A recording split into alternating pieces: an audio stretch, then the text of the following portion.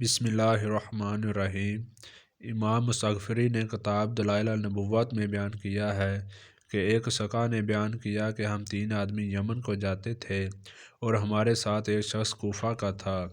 وہ حضرت ابو بکر صدیق رضی اللہ تعالیٰ عنہ اور حضرت عمر فاروق رضی اللہ تعالیٰ عنہ کو برا بھلا کہا کرتا تھا۔ ہم اسے منع کرتے لیکن وہ باز نہ آتا۔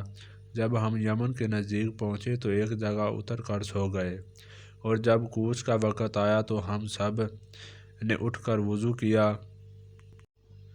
اس کو جگایا، وہ اٹھ کر کہنے لگا، افسوس تم سے جدا ہو کر اس منزل میں رہ جاؤں گا۔ ابھی میں نے حضرت محمد صلی اللہ علیہ وآلہ وسلم کو خواب میں دیکھا کہ آپ صلی اللہ علیہ وآلہ وسلم میرے سر پر کھڑے فرماتے ہیں کہ اے فاسق، تو اس منزل میں منسلک ہو جائے گا۔ ہم نے کہا کہ وضو کر۔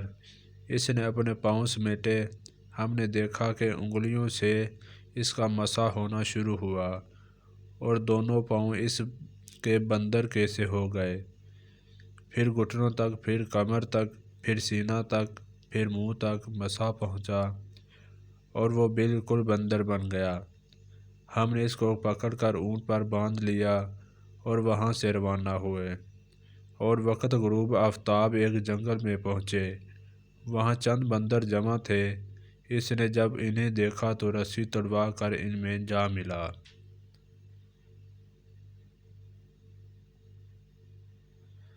جب حضرت امام محمد رحمۃ اللہ علیہ سن تمیز کو پہنچے تو قرآن کریم کی تعلیم حاصل کی اور اس کا جتنا حصہ ممکن ہوا حفظ کر لیا، اور حدیث اور ادب کے اسباق میں حاضر ہونے لگے۔ جب امام محمد رحمۃ اللہ 14 سال کی عمر کو پہنچے تو امام ابو حنیفہ رحمۃ اللہ کی مجلس میں حاضر ہوئے تاکہ ان کے سے ایک مسئلہ کے متعلق دریافت کریں جو ان کو پیش آیا۔ انہوں نے امام صاحب سے اس طرح سوال فرمایا، آپ اس لڑکے کے متعلق کیا فرماتے ہیں جو عشاء کی نماز پڑھنے کے بعد اس رات بالغ ہوا؟ کیا وہ عشاء کی نماز لوٹائے؟ فرمایا ہاں۔ بس امام محمد رحمۃ اللہ اٹھ کھڑے ہوئے اور اپنے جوتے اٹھائے اور مسجد کے ایک کونے میں عشاء کی نماز لوٹائی، اور یہ سب سے پہلا مسئلہ تھا جو انہوں نے امام ابو حنیفہ رحمۃ اللہ سے سیکھا۔ جب امام ابو حنیفہ رحمۃ اللہ نے ان کو نماز لوٹاتے دیکھا تو اس پر تعجب کا اظہار کیا اور فرمایا، اگر اللہ نے چاہا یہ لڑکا ضرور کامیاب ہوگا۔ اور ایسے ہی ہوا جیسا انہوں نے ارشاد فرمایا تھا کہ اللہ تعالیٰ نے امام محمد رحمۃ اللہ کے دل میں اپنے دین کی محبت ڈال دی۔